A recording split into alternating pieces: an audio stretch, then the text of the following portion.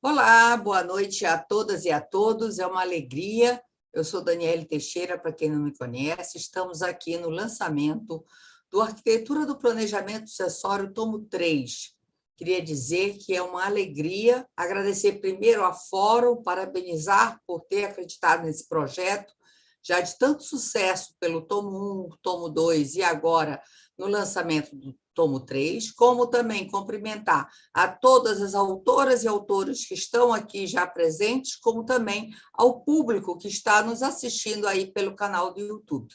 Lembrando do sorteio, que tem o link aí, que a gente vai sortear um combo com os 3 livros, todos 3 autografados, né, com dedicatória minha, da coordenadora. Bem, uma boa noite a todos. Nós temos que ser rápidos, porque somos 39 autores, divididos em 3 encontros, e hoje nós temos 13 autores representando alguns artigos, 13 artigos do livro. Né? Bem, começamos aqui pelo nosso querido amigo e companheiro de Editora Fórum, coordenador de várias obras, olhem aí no link, que é o professor Marcos Erhardt. Né? O Marcos é doutor em Direito pela Universidade Federal de Pernambuco, professor de Direito Civil da Universidade Federal de Alagoas, a UFAL, e do Centro Universitário do SESMAC.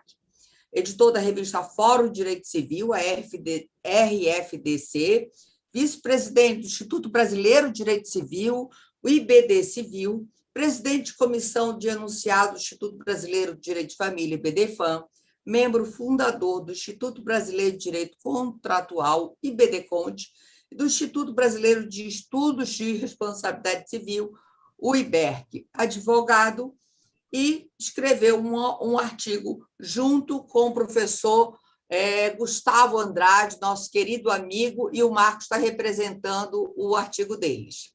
Marcos, seja muito bem-vindo, obrigada pela sua participação no livro e pela sua disponibilidade de estar aqui falando sobre o seu artigo. Passo a palavra.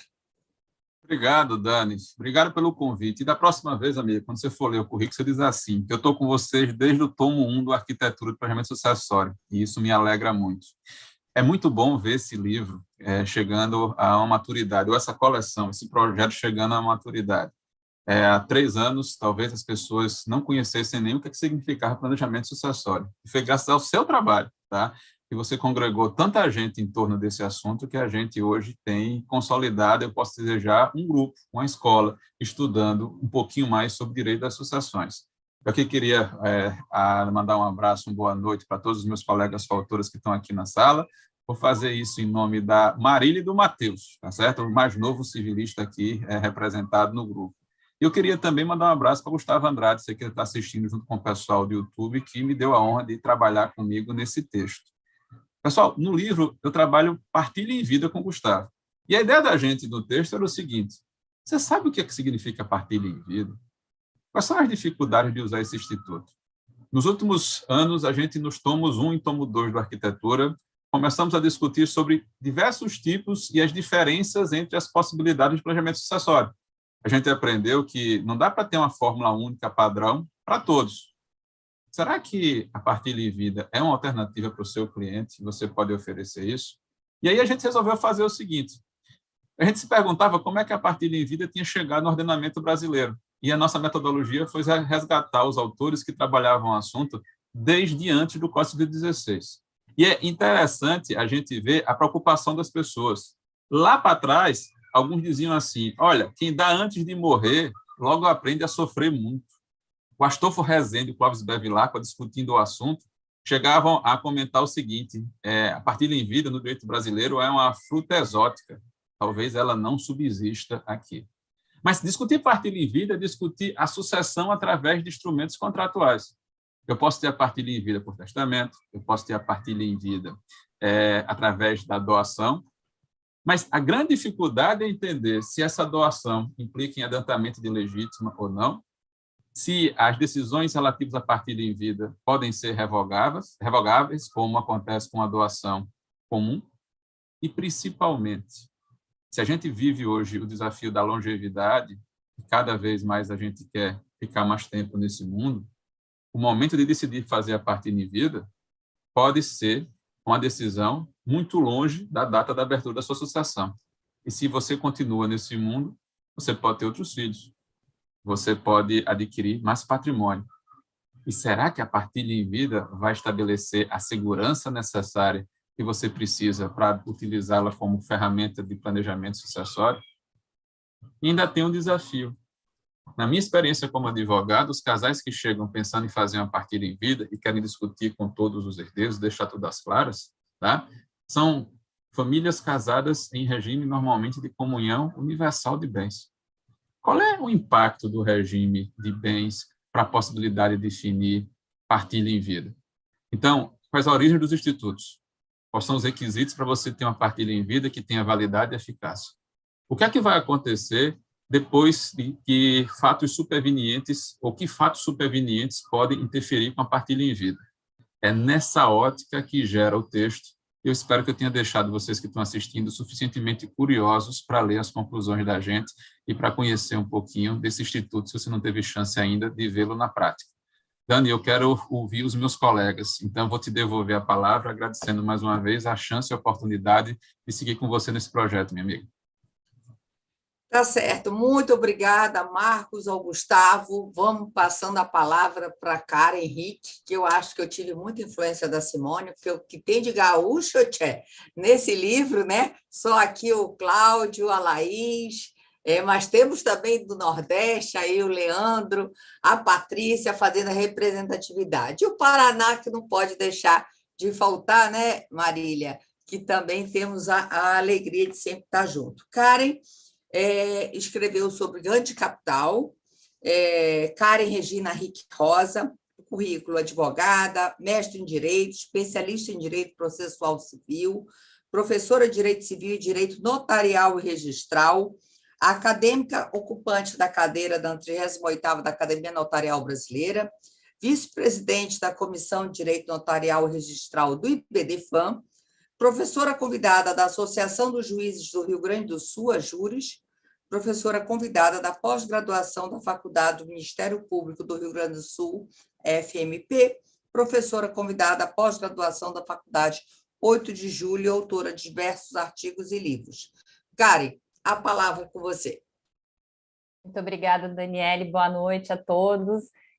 Quero fazer aqui uma saudação aos colegas que eu estou vendo aqui na tela e faço na pessoa da Laís, que é minha colega também, professora lá da Unicinos junto comigo, e quero dizer que para mim é uma honra muito grande participar desse livro e é assim, né, a gente recebe o convite da Daniele e já fica assim, né, super lisonjeada, mas agora que eu recebi ali o protótipo, onde tem o sumário do livro que eu não tinha visto ainda, né, eu falei, gente, isso aqui é um clássico, eu estou aqui no meio de gente muito grande, de artigos muito importantes, né? Então, realmente, para mim, é uma alegria enorme e acho que essa coleção, né, esses 3 tomos, realmente são já um clássico nesse assunto da arquitetura do planejamento sucessório, e a Daniele tem esse mérito, junto com a Simone, né? Eu acho que é um trabalho que vocês têm desenvolvido juntas aí e me honra muito.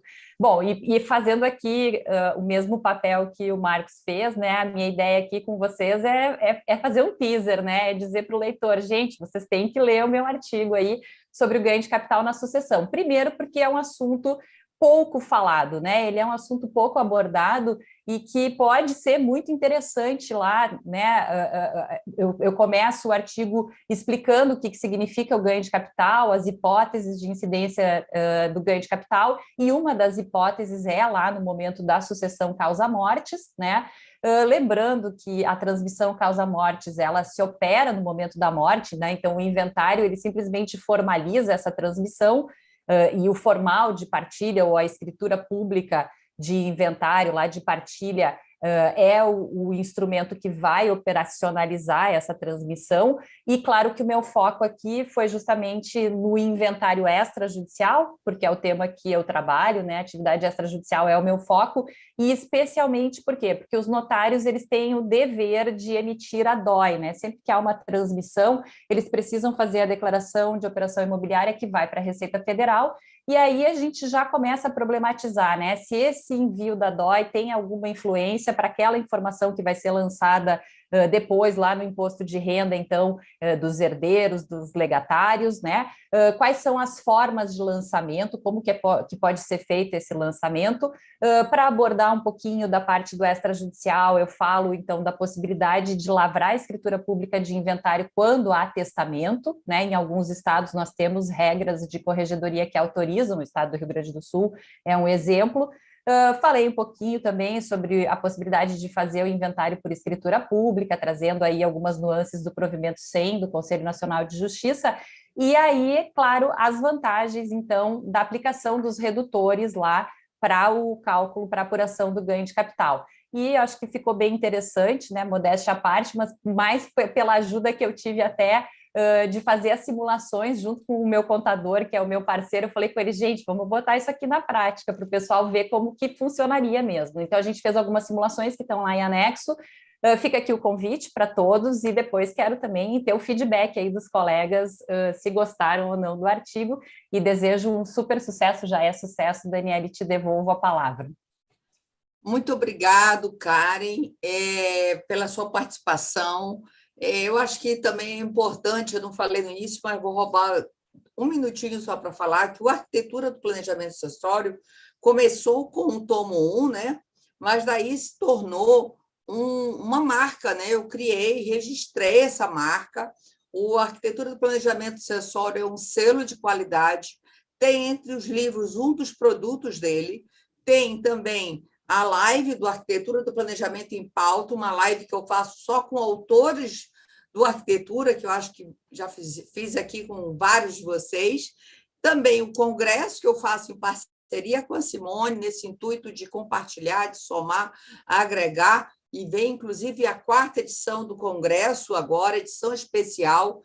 Inclusive, tem um link aqui que vamos botar no chat para uma vaga, um sorteio de uma inscrição 100% da inscrição para o congresso, que vai ser a temática de família e empresa, com palestras e um workshop.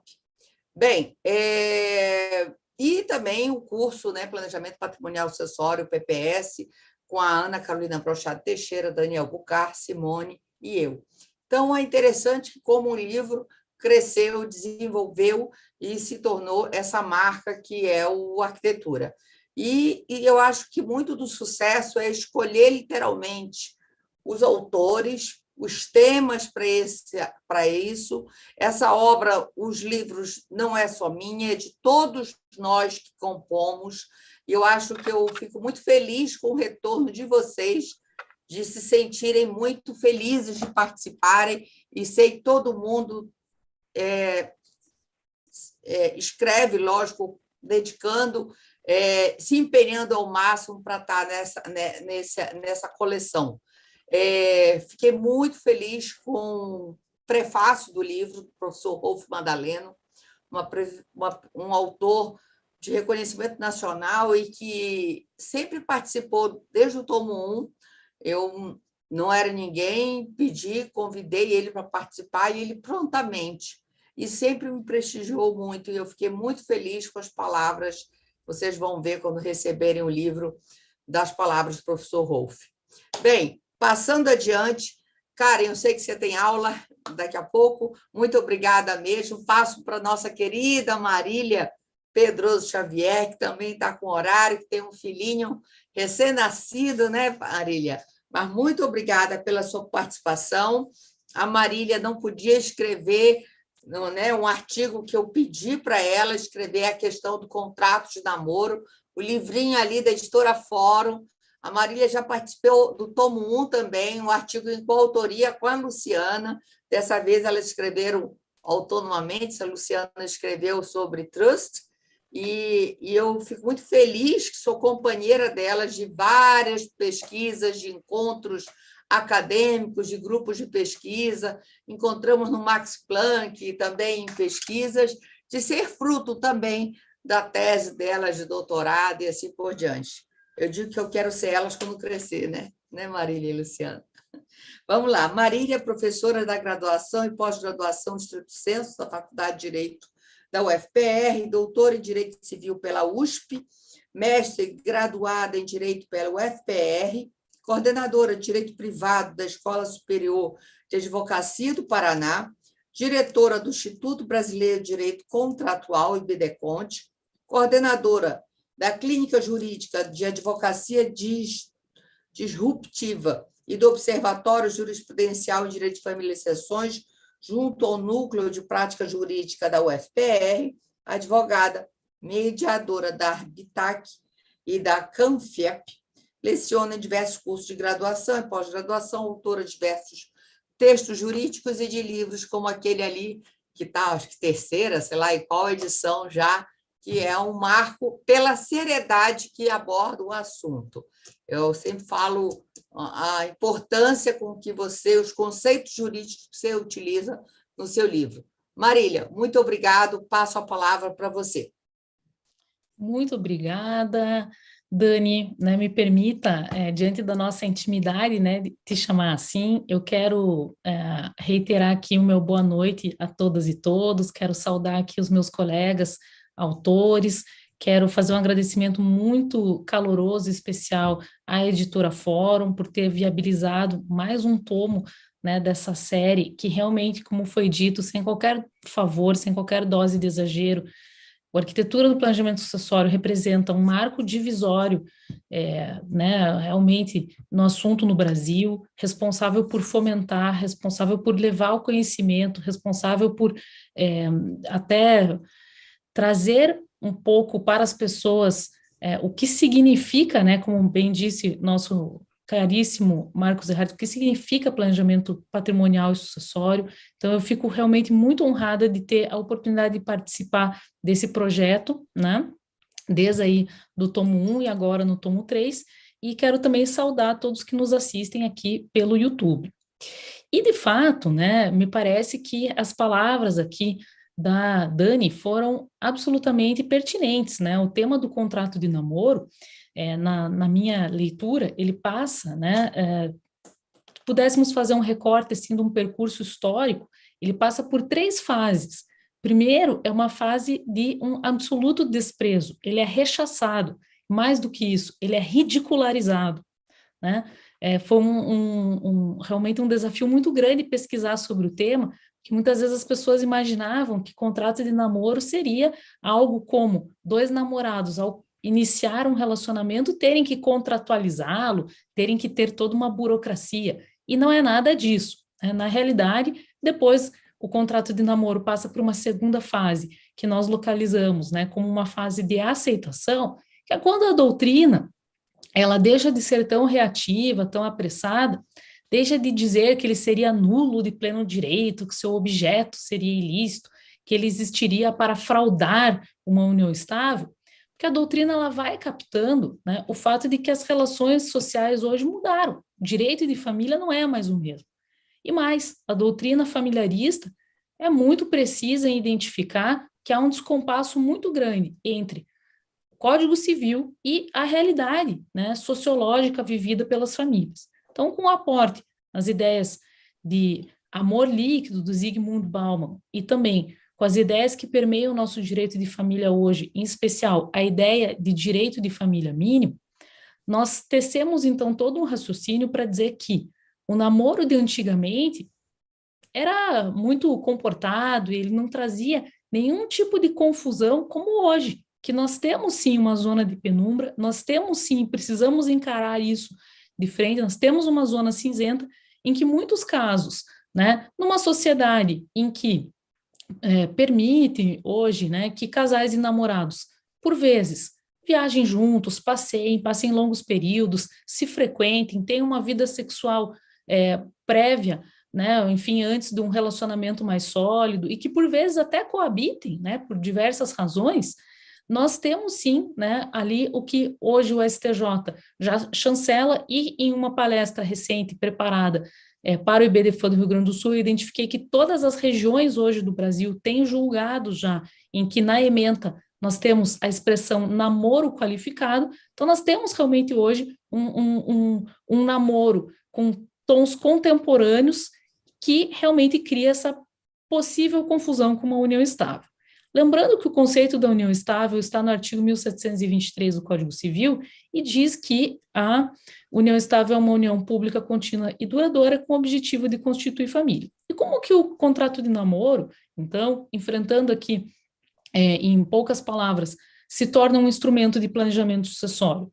Antes, a advocacia costumava fazer uma união estável e costumava combinar isso com um testamento afastando o companheiro. Essa solução já não é mais possível. Por quê? Muitos defendem que o companheiro se tornou herdeiro necessário, não poderia ser afastado por meio de um testamento, e também nós entendemos que ideologicamente seria errado dizer que é uma união estável se não é, né? Só ideologicamente, então poderia forçar as pessoas a assumirem uma família a contragosto. E mais do que isso, essa solução, ela não afastaria um direito real de habitação, eventualmente até uma questão de pensão alimentícia. Então, ficam aqui algumas sementes para fomentar, né, esse debate e para demonstrar como hoje nós estaríamos, então, diante, né, do momento promocional do contrato de namoro, em que ele surge como uma solução viável, sendo cada vez mais aceito. São essas aqui as minhas colocações. Quero desejar um excelente lançamento. Devolvo a palavra. Muito obrigada. Marília, muito obrigada, e destacar a importância da qualificação, que não tem planejamento sucessório possível sem a qualificação do titular, né? Então, essa importância é muito grande para saber se realmente é um namoro, uma união estável ou que tipo de natureza jurídica. Bem, antes de passar a palavra para o Leandro, eu só queria cumprimentar nosso querido Luiz Paulo Vieira de Carvalho, que está aqui presente, dá uma boa tarde para você. Joiciane, eu acho que eu já falei, Via Gorete aqui também, Thaís Câmara e Fernando Graef. E a Paula, que nem vai participar hoje, mas que está aqui nos ouvindo de alguma forma. Muito obrigada, Paula. Isso que é o apoio de todos os amigos. Eu que agradeço, é um prazer estar aqui com vocês. Cheguei atrasado, para variar, porque eu cheguei agora. Está ótimo, sempre a tempo. Leandro, passo a palavra para você. Antes, vou lhe apresentar e falar do seu tema, que foi tão pertinente também, tão atual, que é colação e as consequências da não conferência para o planejamento sucessório, né? Leandro Reinaldo da Cunha. Leandro é professor titular livre de Direito Civil da Universidade Federal da Bahia, graduação, mestrado, doutorado, pós-doutor e doutor em Direito pela PUC de São Paulo, mestre em Direito pela Universidade Metropolitana de Santos, Unimes, pesquisador científico, coordenador científico da Seção Brasil, investigador da Rede Visões Cruzadas sobre Contemporaneidade, Rede VCC, associado titular do Instituto Brasileiro de Estudos e Responsabilidade Civil do IBERC, líder dos grupos Pesquisas, Conversas Civilísticas e Direito e Sexualidade, onde eu tive a honra de participar bem no auge da pandemia sobre planejamento e gênero, né? Inclusive, é um artigo que está aqui no tomo 3, que eu tenho em coautoria com o professor André Artes Ramos. Então, Leandro, muito obrigada por sua participação, que, inclusive, só fazendo um leve spoiler, você trabalha com a questão também no seu livro, aí, na questão da colação, mas também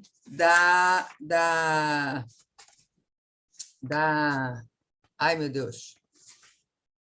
Vamos seguir, que já vi a palavra. Leandro, muito feliz, realmente você está participando desse projeto, já foi um rascunho do ano passado, quer dizer, eu acho que muito desse projeto foram contatos que eu tive ao longo do ano passado e essa obra que eu estou muito feliz de estar lançando e que em breve, agora em dezembro, vocês já estarão recebendo. Leandro, a palavra.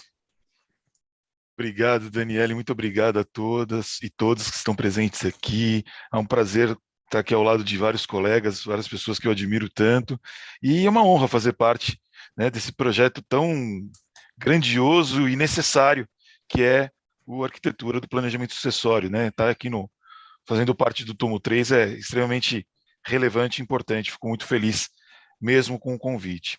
Bom, como a Daniele falou, o meu tema ele trata sobre uma perspectiva específica, como, na verdade, uma consequência do não colacionar, né? Eu até já conversei sobre isso anteriormente com com Daniele, e acredito que uma das grandes questões que a gente tem aqui discutir e que conseguimos recuperar com esse trabalho incrível que Daniele vem fazendo é a relevância do direito das sucessões e, principalmente, a importância da compreensão dos institutos clássicos também do direito das sucessões. Muitas das vezes a gente pensa, né, as pessoas pensam que o planejamento sucessório é uma coisa fora do normal. É, de uma certa maneira, mas necessariamente passa pela compreensão dos institutos clássicos. E dois dos institutos mais clássicos do direito das sucessões, que normalmente acabam relegados a um segundo plano, são exatamente a colação e os sonegados. E é exatamente sobre esse ponto que eu dedico a minha atenção nesse artigo que está aqui no tomo 3 do Arquitetura. Basicamente, a ideia que eu tento desenvolver nesse artigo, né, e a intenção aqui, como os colegas fizeram, é tentar suscitar o interesse para que todos procurem o texto e depois a gente possa dialogar sobre ele, é exatamente entender quais são as consequências decorrentes do fato do sujeito que não colacionou ter mantido consigo um bem que não lhe pertence, total ou parcialmente, dependendo das consequências desse não colacionar, se haverá ou não a incidência da pena de sonegados em razão da não colação. De qualquer sorte, o entendimento que eu busco trazer nesse texto é exatamente de que, se o indivíduo tem consigo um bem que não lhe pertence, porque pertence total ou parcialmente ao seu coerdeiro, e ele se utiliza desse bem de forma, portanto, indevida, sem uma autorização expressa para que faça uso exclusivo desse bem, nós estamos diante de uma situação que gera um enriquecimento sem causa. E esse enriquecimento sem causa, dentro da estrutura do nosso ordenamento jurídico, não pode ser mantido dessa forma, ele não pode beneficiar o sujeito que age indevidamente. Então, nesse sentido, nós conseguimos constatar a presença dos elementos necessários para a caracterização do lucro da intervenção, da utilização de um bem por parte de uma pessoa que não é a proprietária desse bem, auferindo benefícios em razão disso, sem a devida autorização do seu real proprietário. Nesse contexto, a ideia é exatamente se discutir a possibilidade de que esse coerdeiro, que é proprietário total ou parcial, como disse, desse imóvel e que não está com ele, venha a ser devidamente indenizado em razão do benefício que venha a ser auferido, né, que foi efetivamente auferido pelo coerdeiro que mantém-se com o bem ou que não colacionou ou que venha a ser atingido pela pena de sonegados em razão dessa utilização indevida. O grande ponto, o grande foco dessa discussão, no meu entender, é que exatamente por estarmos discutindo a ideia de uma figura específica de enriquecimento sem causa através do lucro da intervenção, trata-se de um tema ou de uma situação em que não se discutirá necessariamente a figura da existência de um benefício efetivo, do sujeito ter auferido lucros, mas sim a simples utilização sem a devida autorização e, automaticamente, sem que o real proprietário ou o proprietário parcial desse bem tenha os seus tenha revertido para si os benefícios da propriedade ou pela utilização do bem por outra pessoa que não ele. Em linhas muito simples e rápidas, a ideia é essa, e mais uma vez agradeço demais, Daniele, pela oportunidade e sigo à disposição como sempre. Não, eu que agradeço, Leandro, mais uma vez, sei também que você tem aula logo em seguida, fique à vontade.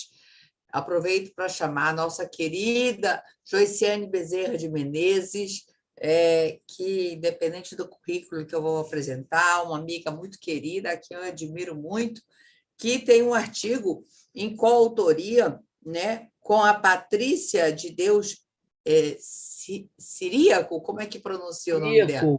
Ciríaco, né? E, inclusive, ela fez uma postagem hoje, exatamente ligado ao tema do artigo dela, do canal do YouTube da Marília Mendonça. E o artigo dela é Direito à Morte do Corpo Virtual, impossibilidade de entre aspas, né? Possibilidade de um direito à sucessão de bens virtuais existenciais.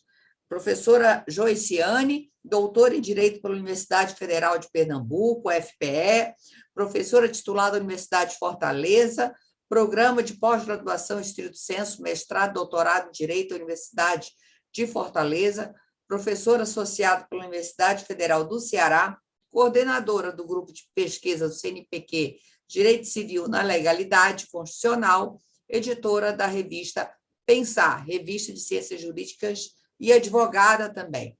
Joiciane, muito obrigada pela sua participação, por mais essa contribuição, que você também já participou do tomo 1, e agora com uma nova temática, um assunto tão atual, e passo a palavra para você, querida. É uma alegria de estar aqui nesse grupo, nessa sala virtual, junto com pessoas queridas, a quem eu também admiro pela sua trajetória profissional. A Daniele é uma força que na verdade, constitui um exemplo singular de alguém que planeja, executa e vê os frutos serem produzidos de maneira tão eficaz, tão efetiva e tão brilhante como é esse projeto Arquitetura do Planejamento Sucessório, que sucede um livro inicial, Planejamento Sucessório, que foi a sua tese de doutorado, né? Então, é uma alegria participar desse grupo, e para mim foi um desafio que você me confiou. Eu fiquei bastante feliz com o resultado, de escrever esse capítulo, junto com uma orientanda de doutorado, a Patrícia Sirico, que é exatamente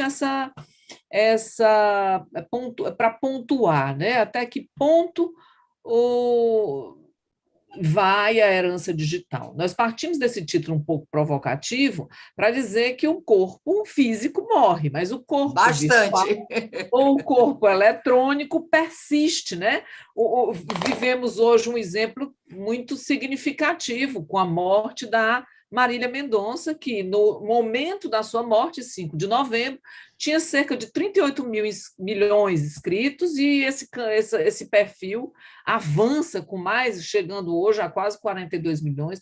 Ela se torna, também cresce o canal do YouTube, e mais especificamente falando aqui do YouTube, onde há uma monetização daquele canal. Então, assim, ao tempo em que você tem uma personalidade que se constitui hoje, nos tempos de sociedade da informação, sociedade hiperconectada, sociedade em rede, que se constitui não apenas do corpo físico, mas também de informações pessoais que transitam sobre si no ambiente da web, formando o que o nosso referencial teórico Stefano Rodotà chamou de corpo eletrônico. E esse corpo eletrônico tem sido chamado, nos dias de hoje, com a linguagem da herança digital, como bem digital. Então, o artigo vai perguntar, primeiro, sobre a morte do corpo eletrônico, e, em seguida, no ambiente dessa discussão, sobre os limites da sucessão desses chamados bens virtuais. Se é possível hoje você preservar a voz, preservar dados pessoais, preservar, inclusive, a reprodução da voz do sujeito, tudo isso diz respeito à personalidade. Então, a rigor, nós não poderíamos chamar nem de bens. Já não haverá também direito subjetivo a atributos da personalidade quando o fim da personalidade do sujeito pela morte. Então, embora não haja tutela de direito de personalidade, porque o direito de personalidade não haverá um interesse juridicamente protegido, que é confiado à legitimidade ativa das pessoas enumeradas aí no Código Civil.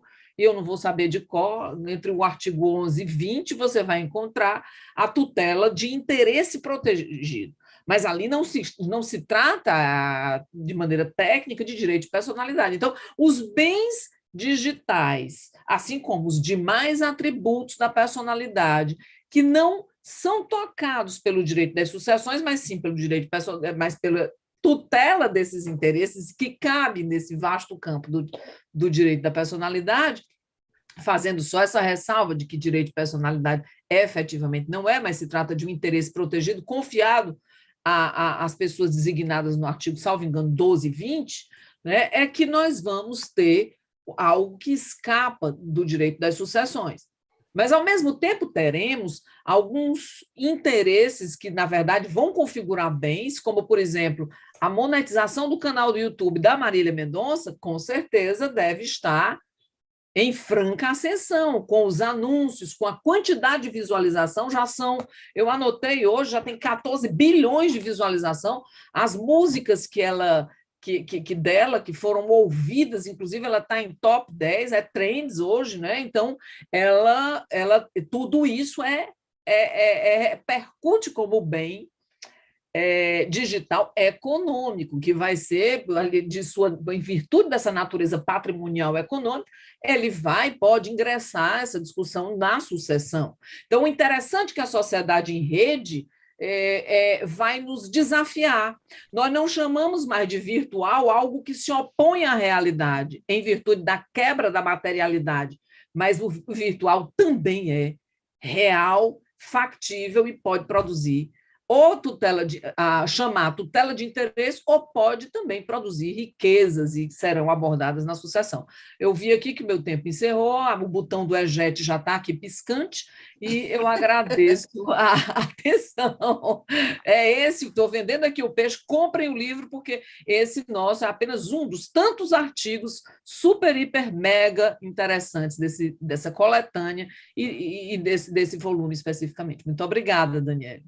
Nada, eu que agradeço. Depois a gente marca, que nós tivemos problema com a nossa live, né, que caiu, tivemos problemas técnicos do Em Pauta, mas aproveito também para cumprimentar a nossa querida professora Simone Tassinari, que entrou aqui, dar um beijo para ela, disse para as pessoas, e acho que já solicitei para botar no chat, aqui nós estamos sorteando uma bolsa, né, 100% de inscrição no congresso que a gente está realizando agora, quinta e sexta-feira, com formato de palestras e workshop, com o tema Família e Empresa, a 4ª edição desse projeto que a Simone é minha companheira e colega aí de todas as horas, né, Simone? Um beijo para você. E já passando também para outro gaúcho, e cumprimentando também o Cláudio, muito obrigada. O Cláudio escreveu um artigo no tomo 3, junto com o Marcelo Coleto Pullman, não sei se eu pronunciei correto, e a Camila Bandei Pinheiro, um artigo que está super atual, da não incidência do ITCMD na transmissão das reservas de previdência privada PGBL e VGBL. Interessante que o livro está saindo agora, mas ele já me entregou há algum tempo. E nós tivemos uma live recente do Arquitetura em Pauta, aonde não foi anterior à decisão recente, né? E a gente tinha falado da Nancy, de 1º de outubro. Então, olha como né? Está tudo quente, cada hora saindo uma coisa, mas indo dentro da sua linha. Cláudio, é uma alegria muito grande você estar participando, não só dos projetos do Arquitetura, do curso, do PPS, você também que vai dar aula para a gente, aqui da palestra. Eu vou fazer uma leve apresentação. O Cláudio é doutorando em Direito pela PUC do Rio Grande do Sul, mestre em Direito pelo Centro Universitário Ritter dos Reis, Uniriter, Laureate International University, especialista em Gestão de Tributos e Planejamento Tributário Estratégico pela PUC do Rio Grande do Sul, professor visitante de vários cursos de pós-graduação, coordenador científico de Direito Tributário da Escola Virtual de Altos Estudos em Direito, evaed.org, sócio do Instituto de Estudos Tributários, IET, membro da Comissão Especial do Direito Tributário da OAB do Rio Grande do Sul. Bem, a gente vê que o perfil dele é bem tributarista, mas é importante esse diálogo, já que o planejamento sucessório tem a característica da interdisciplinariedade. Então, Cláudio, muito obrigado e passo a palavra para você. Nós aqui agradecemos, estamos debutando aqui, e nesse debut, ligar o nosso nome e nosso artigo aqui com pessoas tão ilustres e importantes para nós é um motivo de muita honra, né? Bom, planejamento sucessório tem aquela questão do mal necessário, né? Qual é o mal necessário? Tributação. Então, cá estamos aqui para falar da tributação. O que nós defendemos aqui nesse artigo? Nós defendemos que não cabe incidência do ITCMD, né, quando do evento morte, e na questão da transferência das reservas de previdência privada VGBL, que é o seguro de vida, e PGBL, que é o plano gerador de benefícios livres, ou seja, o seguro de vida e o plano de aposentadoria. Né? Nós demonstramos aqui que essas duas reservas de previdência, elas têm natureza securitária. E, por ter natureza securitária, se aplica o artigo 794 do Código Civil Brasileiro, que diz que essas verbas que têm natureza securitária não se transmitem na herança, elas não fazem parte da herança, e, por isso, ficam fora da incidência. Aí vocês vão me perguntar assim, mas isso é o que o STJ decide? Essa questão está muito discutida, recentemente tem jurisprudência, então estamos chovendo molhado. Não estamos chovendo molhado. Por quê? Porque agora nós vamos demonstrar algumas questões muito importantes aqui. E quais são elas? As questões é que os estados da federação têm proposto com bastante frequência alterações nos seus códigos tributários estaduais para buscar a tributação do ITCMD nas reservas de previdência privada VGBL e PGBL. Nós temos aqui 3 exemplos clássicos: Sergipe, Rio de Janeiro e nosso estado gaúcho, aqui no Rio Grande do Sul. Né? Tanto em Sergipe quanto no Rio de Janeiro, a Assembleia Legislativa, tão logo as leis entraram em vigor, julgaram, determinaram, houve a discussão da matéria e o Poder Judiciário julgou inconstitucional tanto as leis de Sergipe quanto do Rio de Janeiro. A última lei que tentou buscar a incidência do ITCMD sobre as reservas de previdência privada VGBL e PGBL foi a do nosso estado, aqui do Rio Grande do Sul, e sequer a lei passou pela Assembleia Legislativa. Ok, e qual a relevância disso? A relevância disso é que, mesmo sem legislação de regência, os estados da federação, como Sergipe, Rio de Janeiro e Rio Grande do Sul, quando do preenchimento do documento de informações tributárias para o encerramento do inventário da partilha, obrigam o contribuinte a informar as reservas de previdência privada, VGBL e PGBL, no nosso entendimento, de maneira completamente ilegal e inconstitucional. Porque, veja, se o documento de informação tributária ele é o documento necessário para fazer a partilha e o objetivo dele é informar as verbas que são partilhadas, por que eu, contribuinte, sou obrigado a informar as minhas reservas de VGBL e PGBL se não existe legislação de regência que autorize a tributação? Não sou obrigado. Então, o nosso artigo sugere que sempre que eu for preencher uma DIT e houver esta exigência, que eu faça a impugnação administrativa dessa DIT. Tá, mas existe a possibilidade de fazer impugnação administrativa? Existe. Tem 2 instâncias. Uma impugnação, que é feita pelo próprio fiscal, que faz a avaliação dos bens, e outra que vai para o delegado da Receita Estadual, demonstrando que esta exigência é completamente ilegal e inconstitucional. Na prática, o que isso vai me trazer de benefício? Vai reduzir substancialmente o valor de TCMD a recolher. Porque, volto a dizer, os estados da federação estão exigindo a incidência do ITCMD sobre essas verbas sem lei que autorize. Bom, além disso, nós deixamos claro que, recentemente, o Supremo Tribunal Federal, ao julgar a ADIM número 545.485 no Distrito Federal, determinou de forma clara e inequívoca que estas reservas têm natureza securitária. Bom, então temos um julgamento do Supremo Tribunal Federal com efeitos vinculantes, reconhecendo a natureza securitária dessas verbas? Sim, temos. E isso vincula todos os estados da federação? Sim. Posso citar esse julgamento das minhas impugnações administrativas? Posso. Mais que isso, Cláudio, posso buscar de volta tudo que foi pago de TCMD nos últimos 5 anos, corrigidos pela taxa Selic, com base nesse julgamento? A resposta é sim. Então, com essas pequenas digressões sobre o artigo, eu sugiro que vocês efetivamente leiam o artigo, comprem a obra, porque está cheio de coisa importante que vocês vão usar na prática amanhã. Muito obrigado, professora, pela oportunidade.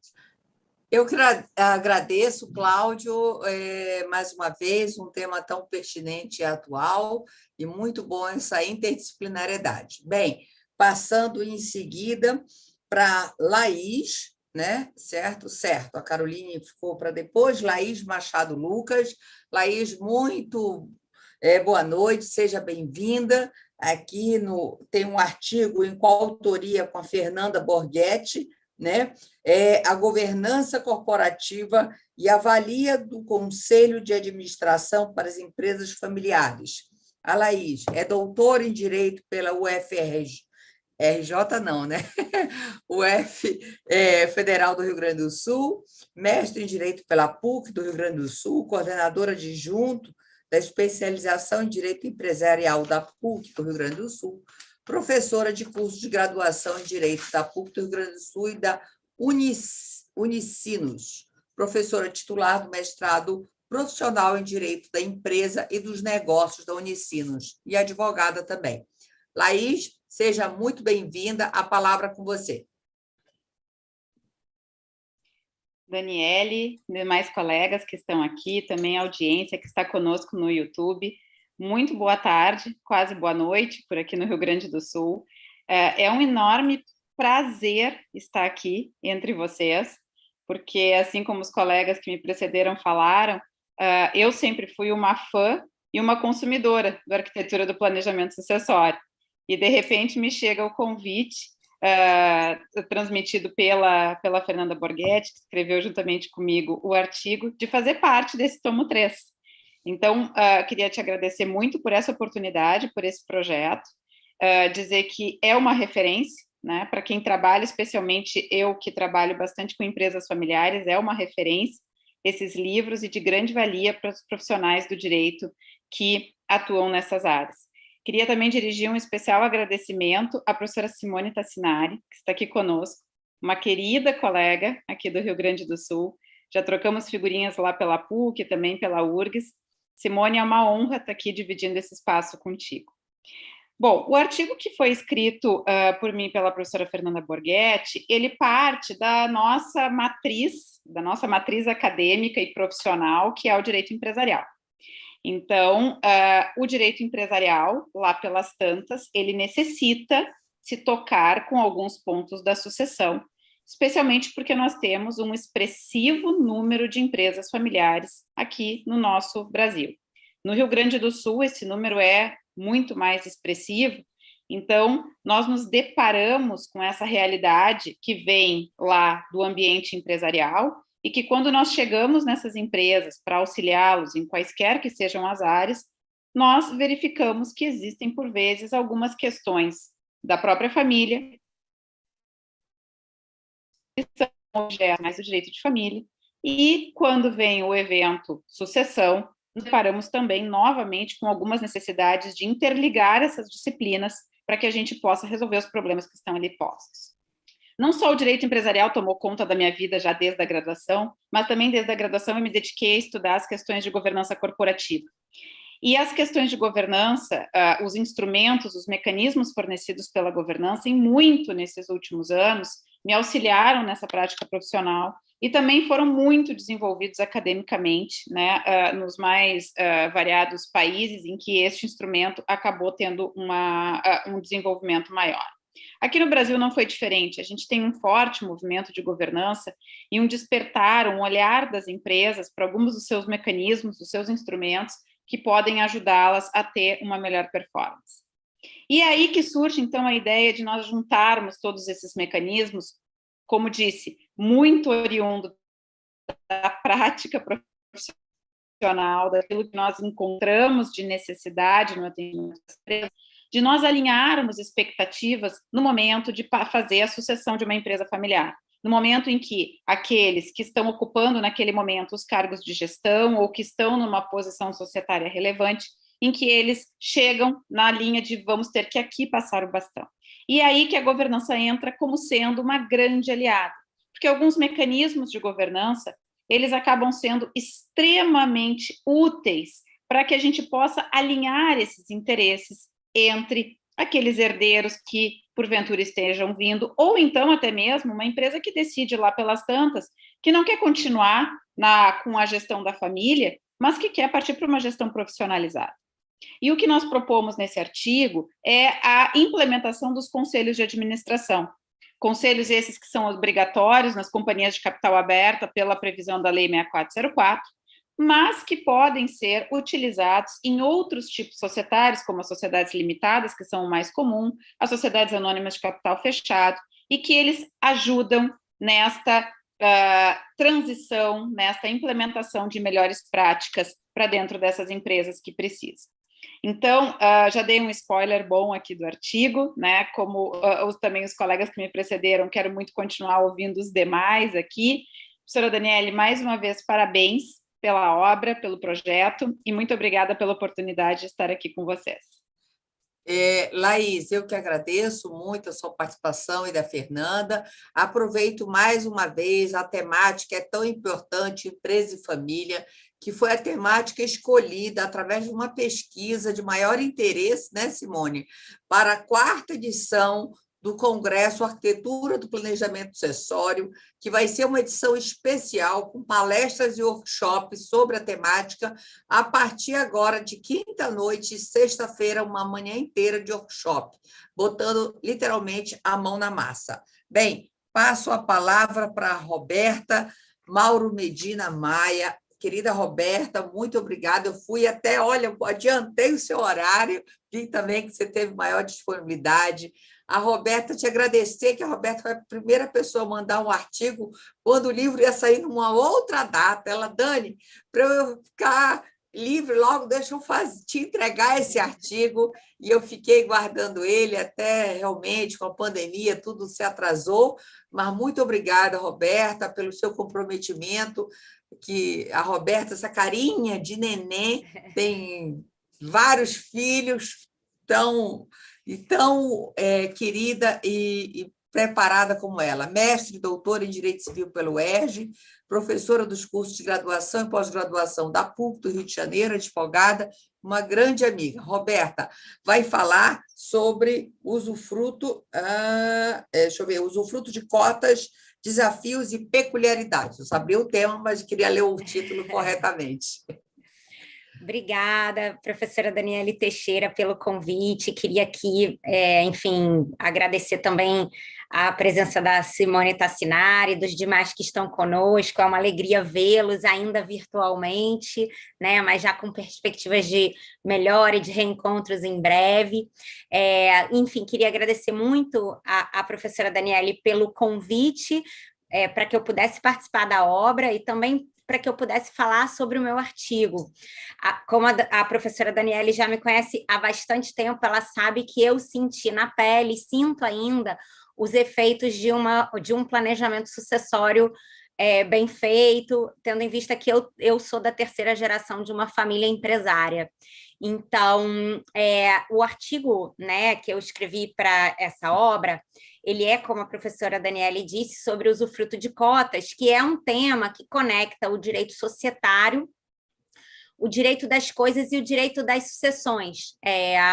E é um tema que tem uma relevância enorme no planejamento sucessório, porque quando as pessoas optam por constituir as holdings patrimoniais, no intuito de fugir do inventário, elas normalmente se preocupam em transferir os imóveis de sua propriedade para a empresa constituída para tal fim, só que elas esquecem que as cotas de sociedades limitadas também são bens, né?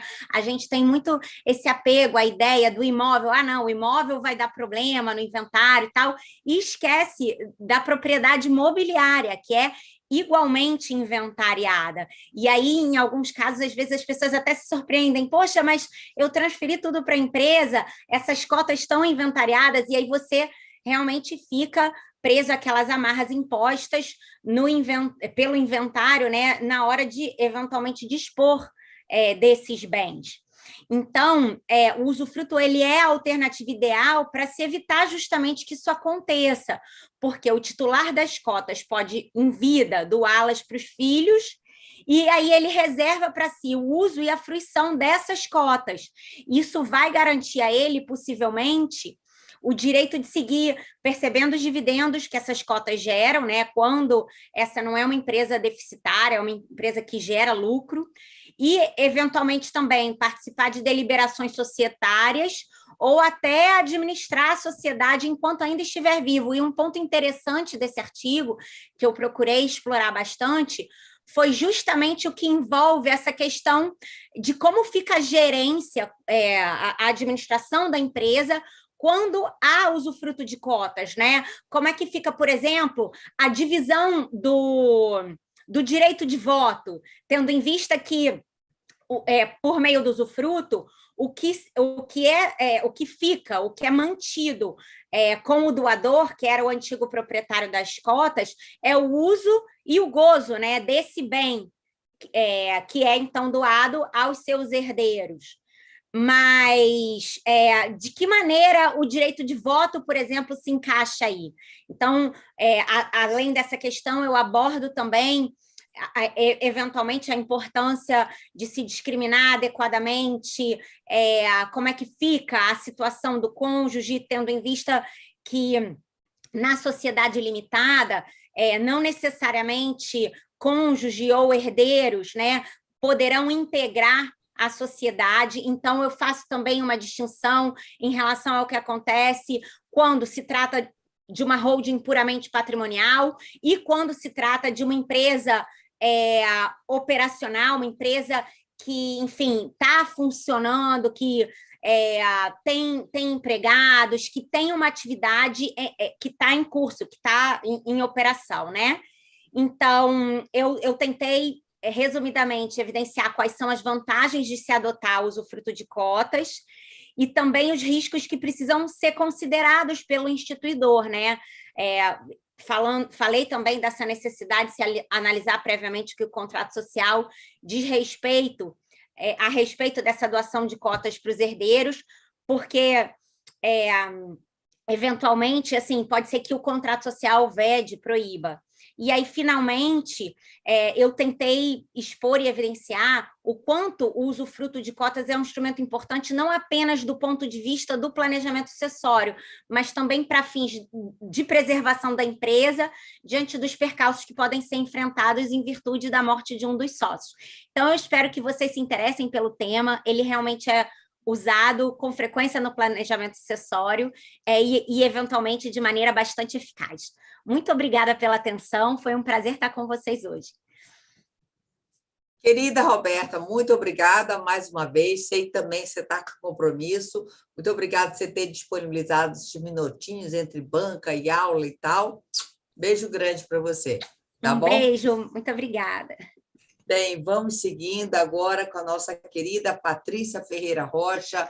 Tivemos recentemente uma live onde trabalhamos bem o tema da sucessão entre irmãos bilaterais e unilaterais. Subsistem os motivos para seu tratamento diferenciado? A Patrícia, ela é doutoranda na Universidade do Minho, Portugal, uma aspas, da minha região, de onde é minha avó, com muito carinho, mestre em Direito Civil pela Universidade Federal de Pernambuco, UFPE, professora de Direito das Famílias e Sucessões, pesquisadora do Grupo de Pesquisa Constitucionalização das Relações Privadas, o CONREP, vice-presidente do IBDFAN de Alagoas, advogada, e conselheira seccional da OAB de Alagoas. Patrícia, muito obrigada pela sua participação e passo a palavra para você. Bom, boa noite, professora Daniele, e todos os demais coautores que se encontram presentes aqui no evento. Primeiramente, eu gostaria de desculpar pela minha voz, pois estou um pouco rouca, me recuperando de uma gripe ainda. Então, mas inicialmente gostaria de retribuir, na verdade, o agradecimento pelo convite de poder participar de uma obra tão de grande referência hoje no campo do direito civil, especialmente do direito das sucessões, ao lado de tantos autores que são referência para mim no estudo da disciplina, da matéria. E quando a professora Daniele me fez esse convite, imediatamente já falei sobre o meu interesse de escrever sobre esse tema da sucessão dos irmãos, que eu acho tão pouco explorado ainda pela doutrina.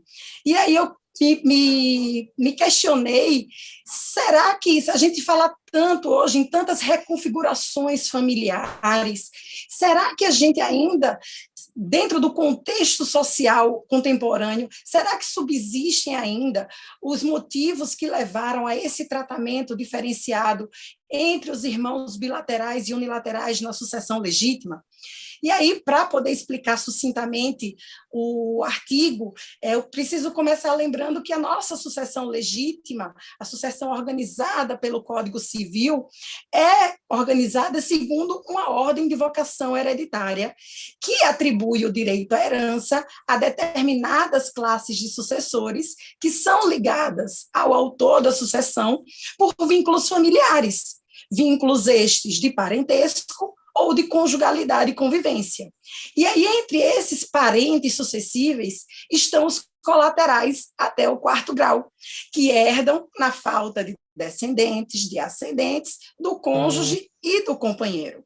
Dentro dessa classe dos colaterais até o 4º grau, existe também um chamamento sequencial e excludente da sucessão legítima e que reconhece a preferência do exercício do direito à herança aos irmãos, ressalvada a possibilidade do direito de representação pelos sobrinhos. Só que a grande questão é que entre os colaterais de 2º grau, no caso, entre os irmãos, o legislador brasileiro optou pelo tratamento diferenciado entre esses parentes, atribuindo um quinhão em dobro ao irmão bilateral, ou, como diz o legislador, um quinhão pela metade ao irmão unilateral, quando ambos os tipos de irmãos concorrem à mesma sucessão. E aí, o artigo que eu escrevi se propôs, como eu já disse, a verificar se os motivos que levaram a essa opção legislativa ainda subsistem. E eu parti do questionamento, trouxe esse questionamento a partir de alguns pontos. Primeiro, da impossibilidade de tratamento discriminatório da filiação. Segundo, da irrelevância da procedência dos bens da herança, por exemplo, na sucessão dos ascendentes, e até na sucessão de outros colaterais, como tios, primos, tios-avós e sobrinhos-netos, também para fazer uma análise sistemática do Código Civil, da reciprocidade alimentar em relação aos irmãos, porque quando os irmãos são chamados a prestar alimentos, não há distinção entre os irmãos bilaterais e unilaterais, eles vão concorrer na exata medida da sua possibilidade e não decorrente do duplo ou do único vínculo familiar, assim como da realidade das famílias reconstituídas e das famílias multiparentais, especialmente nesta última, pensando na hipótese das famílias multiparentais, onde existam irmãos trilaterais, irmãos quadrilaterais, e aí o questionamento: os irmãos trilaterais deverão herdar mais do que os bilaterais e assim sucessivamente? Então, fica aqui o convite à leitura do artigo, mais uma vez agradecendo à professora Daniele a oportunidade de escrever nesta obra e convidando também a todos os demais, a todos os que nos assistem e acompanham esse evento, a conhecer os outros artigos, não só os que estão sendo apresentados na noite de hoje, mas também nos próximos encontros.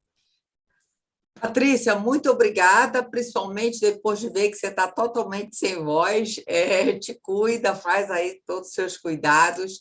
Thaís e Gorete, eu sei que vocês estão em seguida, mas a gente tinha feito pular da Caroline Pongé, então a gente vai e aí regulariza a ordem.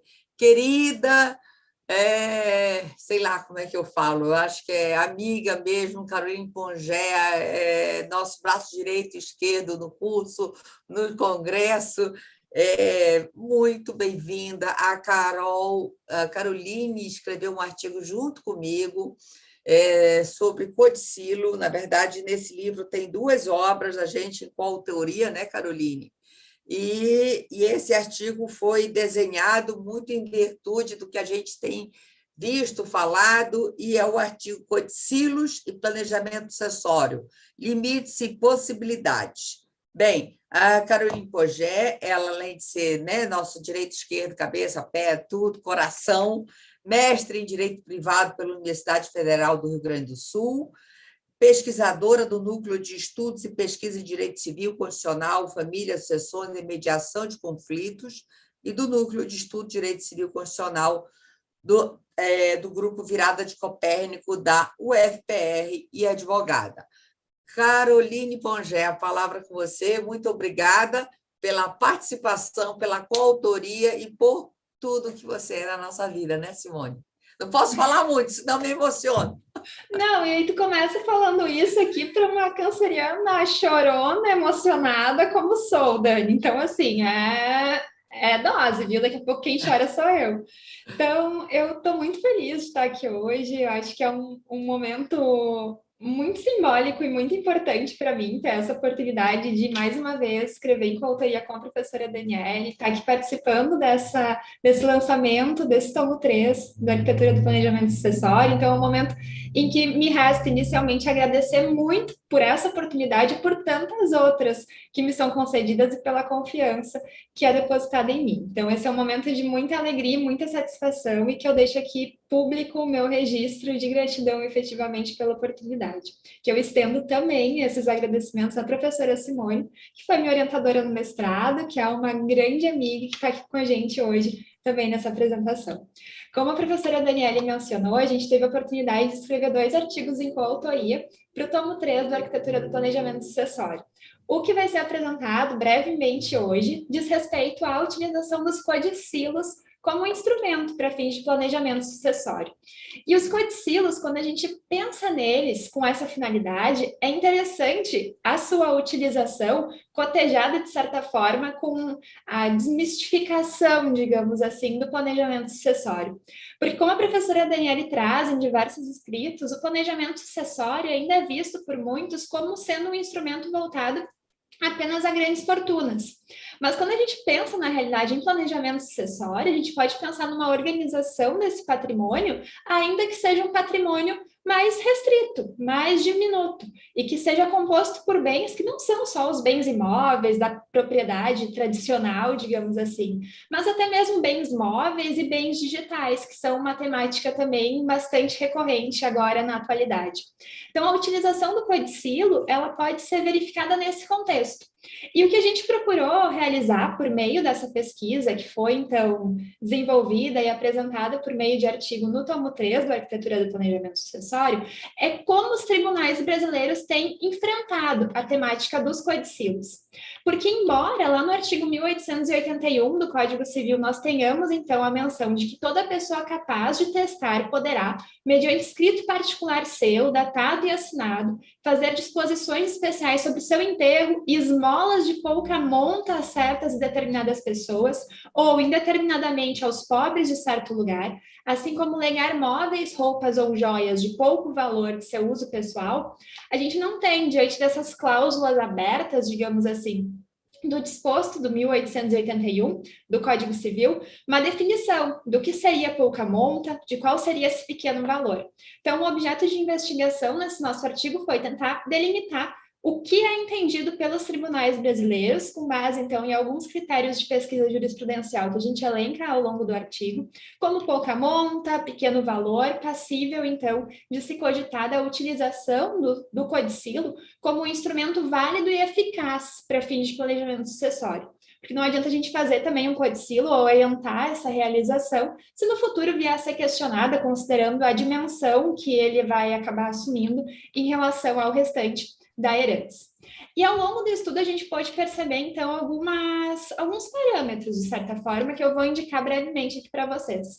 O primeiro deles diz respeito a uma impossibilidade, de acordo com a jurisprudência pátria, de utilização do codicilo, independentemente do parâmetro total da herança, para fins de transmissão de bens imóveis. Então, esse é um primeiro aspecto que a gente poderia pontuar. Além disso, a questão da limitação de valor. E o parâmetro geral que a gente conseguiu verificar na jurisprudência é de uma limitação ao percentual de 10% do valor total da herança. Ainda, a gente tem um projeto de lei que é bastante interessante, que é o 5.820 de 2019, que traz a possibilidade de utilização do codicilo com recursos tecnológicos, principalmente gravação via áudio, vídeo, para, então, transferência desses bens de pequena monta, considerando os parâmetros que a gente viu anteriormente, mas com essa possibilidade de mais dinamicidade, talvez, na sua elaboração. E a possibilidade de utilização deles como uma forma, digamos assim, de transmissão de bens digitais também é algo para ser cogitado. Então, fica aqui nessas breves considerações o meu convite para a leitura do nosso artigo, que a gente traz essas reflexões e alguns questionamentos também a serem aprofundados em momentos futuros. E eu reitero mais uma vez meus agradecimentos e minha felicidade, meu orgulho de estar aqui hoje compartilhando esse momento com vocês e deixando um abraço bem apertado em todos que estão aqui na sala, que já passaram, e também naqueles que estão nos assistindo pelo YouTube. Então, muito obrigada, professora Daniele, passo a palavra. Super obrigada, Caroline. Realmente é uma alegria muito grande ter escrito esse artigo aí com você. Bem, vamos seguindo adiante. Agora, um artigo com as queridas Thaís Câmara e Maria Goretti Valadares, que eu lembro bem no início da pandemia, me convidaram para um evento aí da OAB de Minas Gerais. Primeiro, acho que foi o primeiro congresso virtual que eu participei. Então, pessoas super ativas, e o que eu gosto muito nesse tomo 3, que ele está muito prático, com viés de advogados, o que realmente se sente na prática, na dificuldade. E quando eu falei com as meninas, convidei, e elas disseram, já sei, uma coisa que às vezes muito cliente chega aqui no escritório querendo e solicitando. Bem, o artigo delas é Mecanismos de Planejamento Sucessório para a Proteção das Pessoas Vulneráveis, né? É o artigo, eu vou ler só... No livro vai estar, mas aqui só estou com o currículo da Thaís, mestre em Direito Privado pela PUC de Minas, professor da UNBH e UNA, presidente da Comissão das Sucessões da OAB Minas Gerais, membro da diretoria da Comissão Especial de Famílias e Sucessões da OAB Nacional, membro da diretoria do IBDFAN de Minas Gerais, coordenadora da pós-graduação em Advocacia de Famílias e Sucessões da OAB. Goretti, fico te devendo, se a Thaís puder depois, qualquer coisa, elas vão dividir o espaço, aí você fala, tá bom? Beijo grande. A palavra, Thaís. Obrigada, Daniele. Você não imagina a alegria que agora estamos aqui hoje, participar desse tomo 3 aqui, é uma grande satisfação nossa, né? Esse livro já é uma obra, uma referência, né? Acho que no Brasil, né? Arquitetura, assim, todo mundo é referência mesmo. E você é referência para a gente também, tá? E grande referência para a gente no planejamento sucessório. E quando você convidou a gente, que foi uma alegria, eu falei assim, Goretti, vamos falar, porque a gente tem uma demanda grande do escritório que a gente estava recebendo, de pais, por exemplo, preocupados com o caso de falecimento, com filhos menores, e até pais idosos mesmo, que têm filhos, na verdade, com alguma deficiência, né, que são curatelados, com receio de falecerem, já considerando a idade, como ficaria, na verdade, o patrimônio desses filhos, que iria administrar, né, então, para fazer esse planejamento. Então, a gente discutindo, e agora a gente já fez alguns testamentos, a gente pensando na previdência, né, privada, seguros, o fruto. Então, vamos escrever sobre essa prática nossa, realmente, utilizando os instrumentos que a gente está atuando no escritório. E agora a gente vai falar também, mas eu vou falar então agora, né, porque o nosso tempo é curto, do currículo da Goretti, né, rapidamente. Goretti, ela é doutora pela PUC, professora na PUC, no IBMEC, vice-presidente do IBDFAN em Minas, vice-presidente da Comissão de Sucessões aqui também, né, Goretti, e minha grande amiga, minha sócia da vida do escritório. A gente compartilha, na verdade, essas experiências que a gente vai, né? Eu acho que o livro, a gente tenta passar o máximo de um artigo nessa praticidade, para a gente auxiliar os advogados ali atualmente. Então, maravilhoso. Então, Goretti, é com você agora, porque o nosso tempo é curto, e depois o doutor Luiz Paulo vai falar logo em seguida. Daniele, queria agradecer, né, como a Thaís já disse, e convidar todo mundo, né, para ler o nosso artigo. Acho que o que você falou muito interessante, eu estava vendo o sumário, e realmente são temas muito práticos, muito do nosso dia a dia, e o que a gente quis, né, mostrar no nosso artigo é que as pessoas têm que se planejar, né, não só se preocupando com a morte daquela pessoa que tem uma vulnerabilidade, mas também, e talvez em especial, a morte daquele que se torna responsável por aquela pessoa que tem uma vulnerabilidade. Então, eu acho que nós trouxemos alguns instrumentos, né, como a doação, a curatela, a tutela, o seguro, a previdência, o testamento, como uma forma de demonstrar que a responsabilidade e a solidariedade, elas têm que caminhar juntos, elas caminham juntas no que diz respeito ao planejamento sucessório. Então, eu acho que ficou um trabalho bem prático, né, bem do nosso dia a dia, assim, bem do nosso cotidiano que a gente, né, tem feito no escritório. É isso.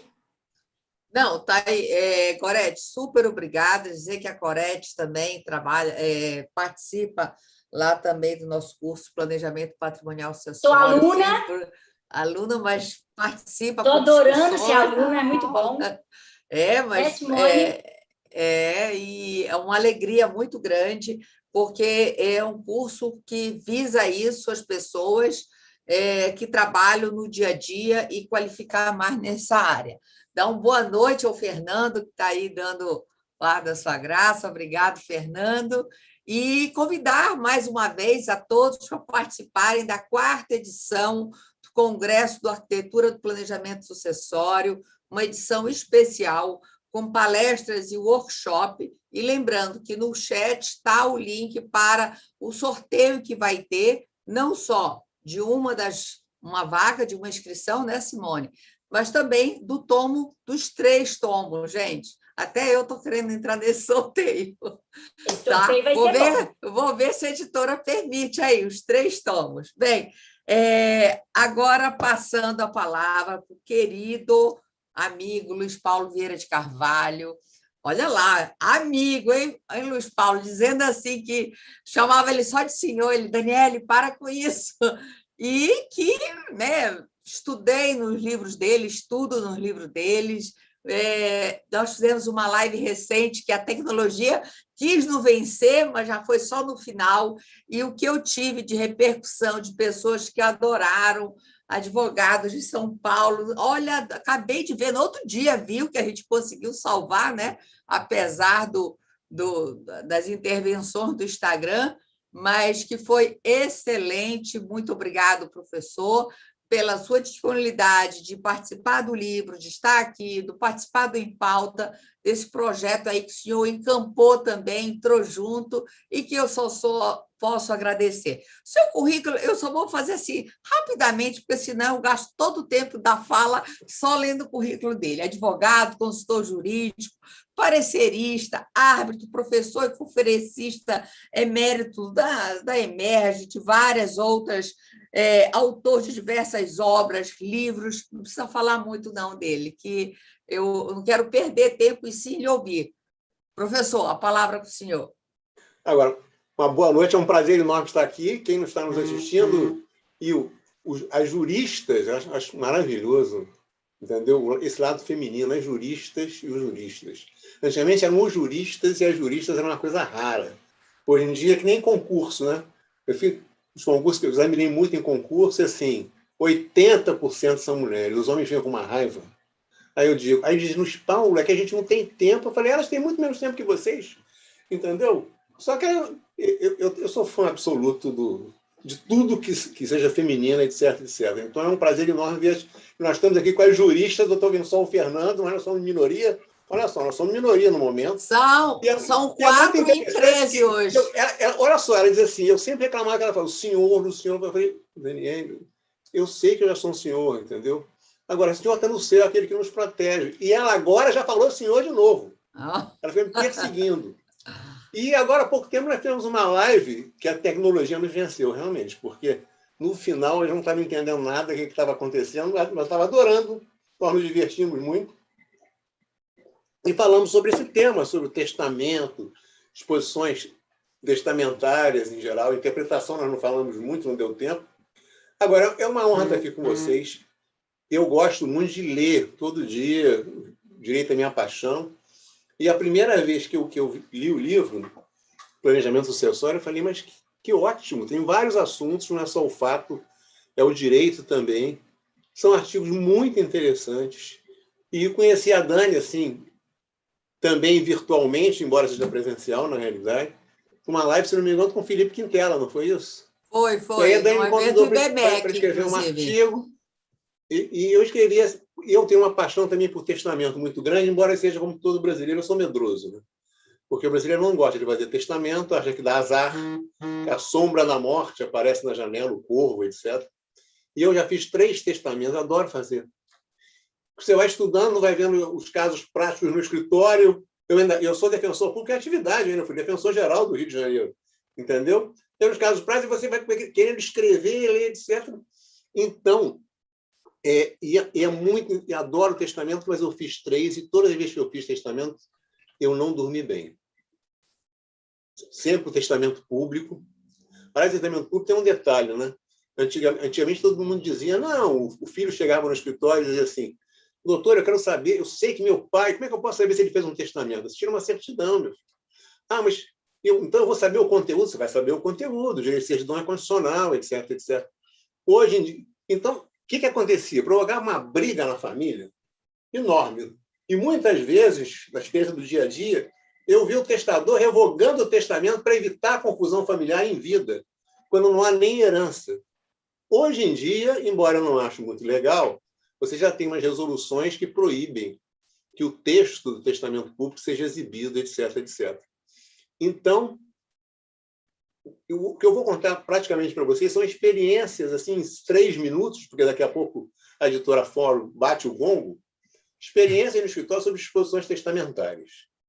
Em primeiro lugar, como diz o Zeno, quando o legislador diz, a disposição testamentária pode ser pura, condicional, modal e motivada, etc., não está se referindo ao testamento como um todo, está referindo às disposições.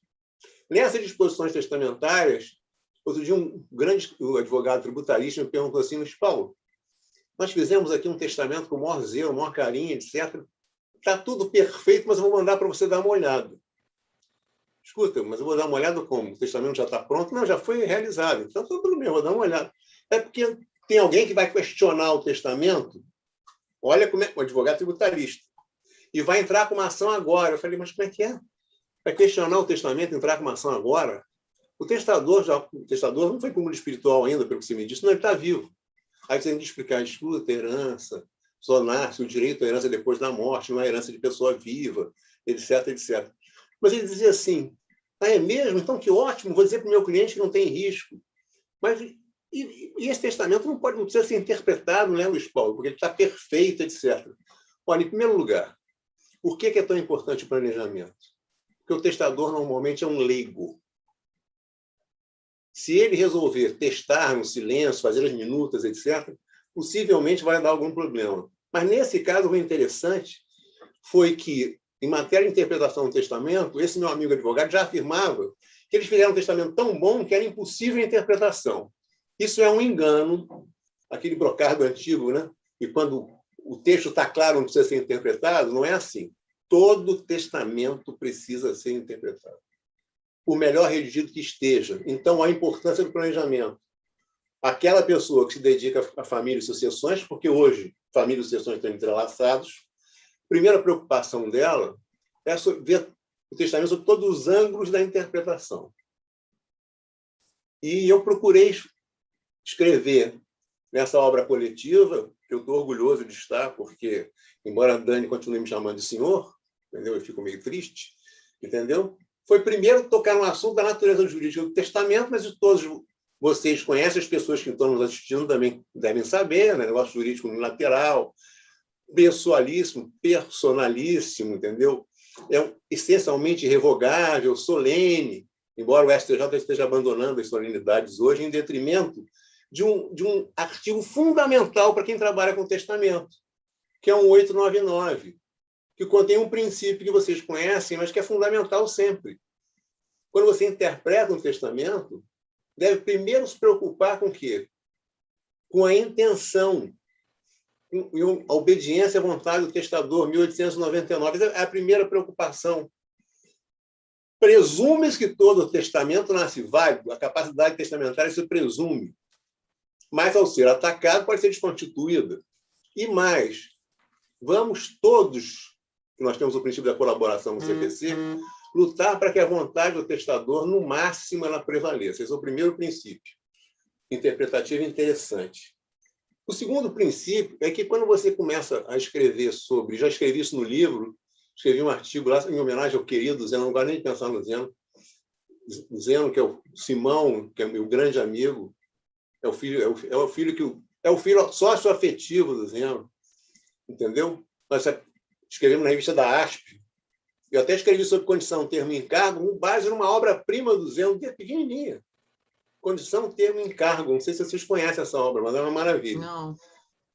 Que é um livrinho pequenininho que é uma pérola. Então, eu escrevi sobre isso no meu primeiro livro, com base no que o Zeno ensinou, e está lá naquela revista da ASP. Esse artigo meu, então, eu procurei visualizar ou dar um enfoque maior à aplicação dos elementos acidentais do negócio jurídico, condição, termo, encargo, etc. E descobri uma coisa também muito interessante, que é essa pouca aplicabilidade da condição, termo, encargo, especialmente da condição no testamento. Eu vou dar 3 exemplos, porque aqui não é nem um bate-papo jurídico, eu gostaria que fosse, mas eu estou limitado pelo tempo. 3 exemplos da importância da condição, né, que todo mundo conhece lá. Começa logo no artigo 121 do Código Civil, é a cláusula, né, que subordina os efeitos do negócio jurídico ao efeito futuro incerto. A condição precisa de voluntariedade, a condição voluntária, a incerteza, a possibilidade, os requisitos condicionais. Mas 3 histórias interessantes de perguntas de amigos meus que vão ao escritório conversar sobre isso.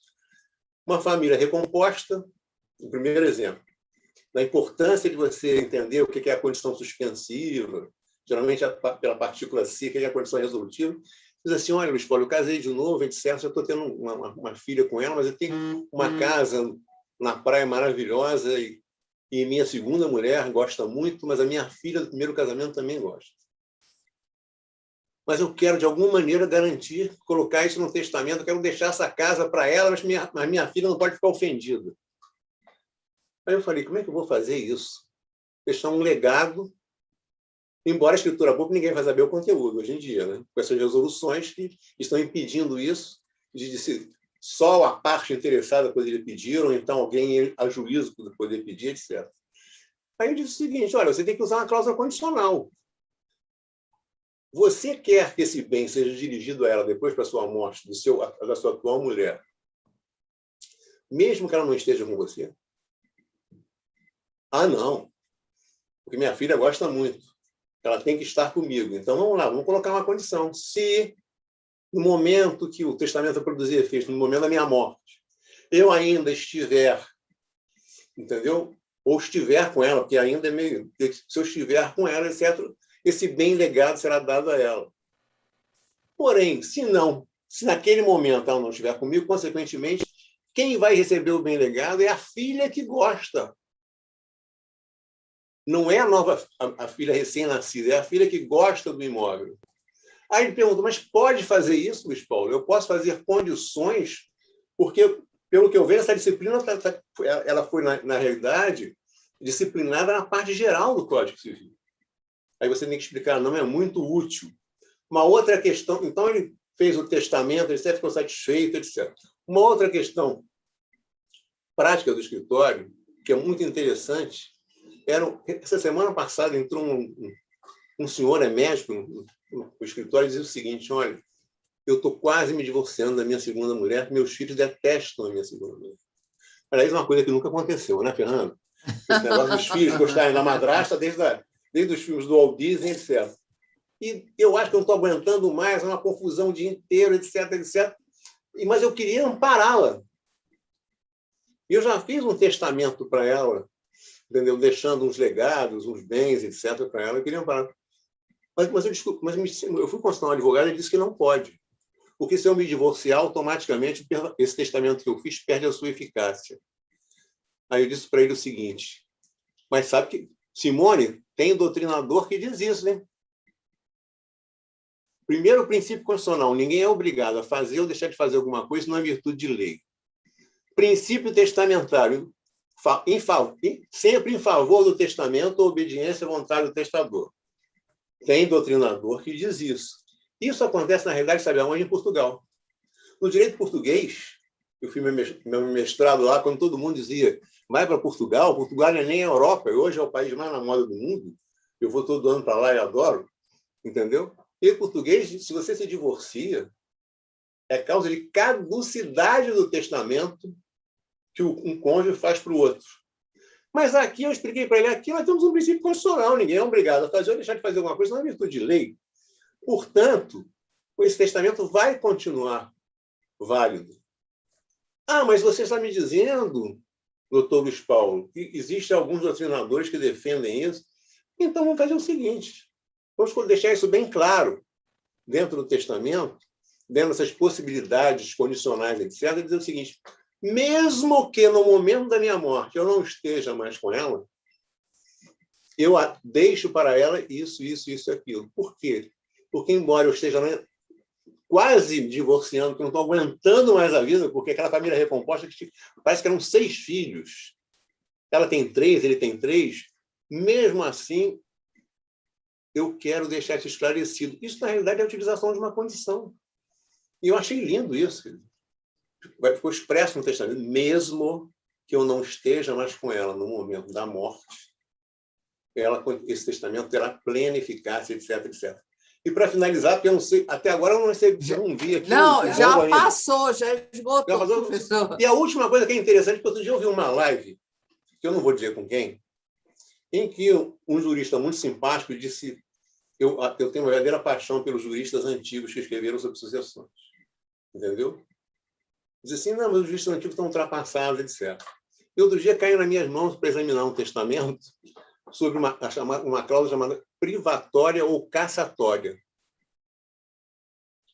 A cláusula privatória ou cassatória, aí eu fiquei procurando em todos os livros, inclusive até no meu, eu até esqueci de falar sobre isso. Entendeu? E não tinha em lugar nenhum. Aí você vai para as fontes antigas não, as fontes clássicas, fontes de Miranda, etc, etc, e aí eu dei um parecer sobre o assunto. O que é uma cláusula privatória ou cassatória que tem a ver com as disposições testamentárias?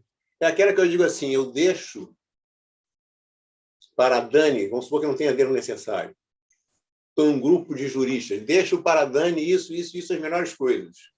E para as outras eu deixo um pouco, bem menos. Era o caso exatamente do testamento que eu examinei. Mas eu posso colocar uma condição, inclusive, que diz assim, se algum dos contemplados, alguns dos legatários, combater ou atacar a cláusula da Dani, por qualquer motivo, perdem o direito sucessório testamentário.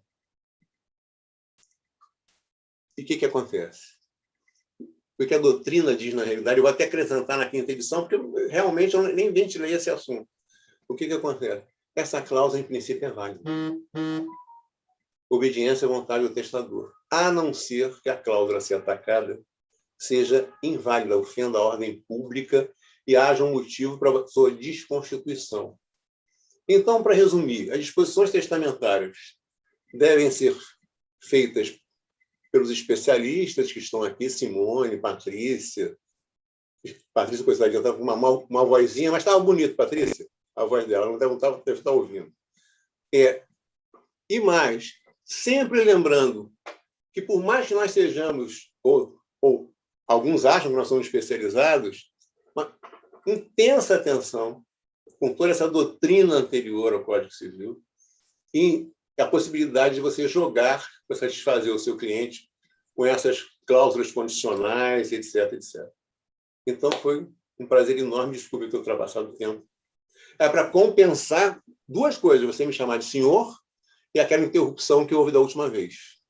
A Instagram caiu, de repente, entendeu? E um brigando com o outro querendo... Cadê? Vamos entrar ou não vou, etc, etc. Foi um prazer enorme, tudo de bom para vocês, fiquem com Deus. Obrigada, professor. Beijo grande para as juristas e abraço aos juristas. Mas aqui, passando já para o senhor Fernando Graef, né? Também, para não achar que eu só chamo você de senhor, o Fernando, doutor e mestre em Direito Privado pela Universidade Federal do Rio Grande do Sul, especialista em Direito de Família pela PUC do Rio Grande do Sul, advogado, professor atuante nas áreas de Direito de Família, associações de Direito Empresarial há mais de 15 anos. Fernando escreveu um artigo em coautoria com a nossa querida Simone Tassinari, né? Membro permanente do programa de pós-graduação da Universidade Federal do Rio Grande do Sul, mestrado e doutorado, doutor e mestre em Direito pela PUC do Rio Grande do Sul, mediadora e minha amiga do coração, companheira, né, Simone? Estamos aí para todos. Gente, eu passo a palavra para vocês darem um oi, nosso tempo está super esgotado, mas lembrar mais uma vez que Fernando e Simone estarão na 4ª edição do Congresso do Arquitetura do Planejamento Sucessório, com palestras e workshop, né, Fernando? Vem uma novidade aí, Simone, que muito nos alegra. Passar uma palavrinha aí para vocês falarem rapidamente. Fernando. Tudo bem? Boa tarde a todos, boa noite. Não, é uma imensa alegria estar aqui com vocês, tá? Também é uma grande honra participar mais uma vez aí, já estive presente junto com a Simone no tomo 2, agora no tomo 3 novamente, tá? E eu vou deixar a professora Simone falar do artigo, mas assim, qual foi a ideia central desse artigo, né? Foi a gente tratar dessa relação de família e empresa, a gente primeiro detectando os problemas que costumam chegar ao judiciário envolvendo direito sucessório à empresa, depois a gente tratar de possíveis antídotos para esses problemas, utilizando os instrumentos de planejamento sucessório. Então, essa foi a ideia geral do artigo. Passo a palavra para a professora Simone para ela complementar. Eu também agradeço muitíssimo e preciso dizer para vocês que a Daniela nos pediu um passo a passo, né, Fernando, dessas relações. A Dani disse assim, Simone, eu queria que vocês escrevessem algo que fosse possível para o advogado lá do empresarial entender onde é que está a interconexão com a família e as sucessões e que também fosse possível para as pessoas que estão começando ali e não sabem quais as questões que precisam prestar atenção, que elas pudessem usar. Então, foi isso que a gente fez. Uma tentativa de, a partir da jurisprudência, então, dos entendimentos jurisprudenciais, ter ali um passo a passo, desde o pensamento na Constituição empresária, né, até para as famílias que já têm empresas, né, Fernando? A gente dividiu pelos momentos, que são momentos aí de planejamento ou momentos de crises. Espero que vocês gostem, e o Fernando trabalha exatamente com essa junção, né, das temáticas societárias e familiares e sucessórias, e não é por outro motivo que é o Fernando que vai conduzir o workshop aí do Congresso, porque a gente sentiu essa falta, que é uma falta de alguém que entregue de fato e que possa estar respondendo a dúvidas comuns ali do dia a dia das pessoas. Então, não é só um congresso, é um mão na massa dessas questões, né? Espero que seja útil, gente. Dani, recebo com muito carinho esse texto que nós construímos. Eu posso dizer que o mérito é muito mais do Fernando do que meu, que ele simplesmente compulsou todos os tribunais do país e mais a STJ, e aí a minha mão foi muito pequena, o mérito é praticamente dele, mas fizemos aí a 4 mãos e algumas madrugadas. Agradecer muito a participação de vocês, dizer que a Simone participou do artigo do tomo 1, em parceria com o tributarista, na época, né, Simone, que escreveu com você o Walter, né, Júnior, Treman Júnior.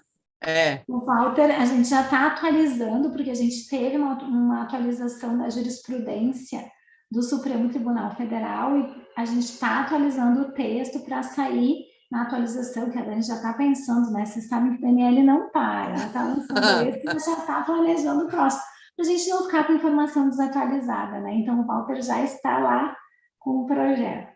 Tá, joia. E no tomo 2, como eu falei, a alegria do Fernando ter participado com a Simone, mas o Fernando é nosso colega chapa, participa dos congressos, de aula do curso de pós, de planejamento patrimonial e sucessório. Como nós falamos, quem nos segue, por favor, @DanieleC.Teixeira, @Arquitetura do Planejamento e também @PP Sucessório, Planejamento Patrimonial Sucessório. Gente, o link vai ficar aí, está aí no chat de novo, para participar do sorteio, né? Fica aí até amanhã, depois a gente solta lá pelo Instagram, por isso que eu estou dando as nossas redes. Agradecer mais uma vez a Editora Fórum por esses projetos que eu invento e vamos para o 2, vamos para o 3, vamos para o 4, já estou com o sumário do 4 e assim por diante. Agradecer a todos vocês que estão aí nos assistindo e vão nos assistir posteriormente no canal do YouTube e a todos os autores e autores que estão aqui participando deste evento, desse primeiro lançamento do Arquitetura do Planejamento Sucessório, tomo 3. Os outros lançamentos vão ocorrer no início de 2022, e aí eu estou com vontade de fazer alguma coisa presencial também, eu acho que já vai estar permitindo, a gente está desenvolvendo aí a ideia, né, Simone? A gente, cabeça ferve. E é isso, Editora Fórum, Ulisses, muito obrigada por tudo. Aí, os 3 tomos, olha que lindo, gente! Fico muito feliz e é isso. Aproveitem, gente, falar também da promoção até o dia 25, né? Utilize esse cupom ARC30, underline 30. Os livros são preços ou conjuntos ou individuais, né? E é a promoção do Black Friday, do lançamento, até dia 25. Então, aproveitem a oportunidade. Gente, muito obrigada por tudo e até a próxima, até o próximo lançamento.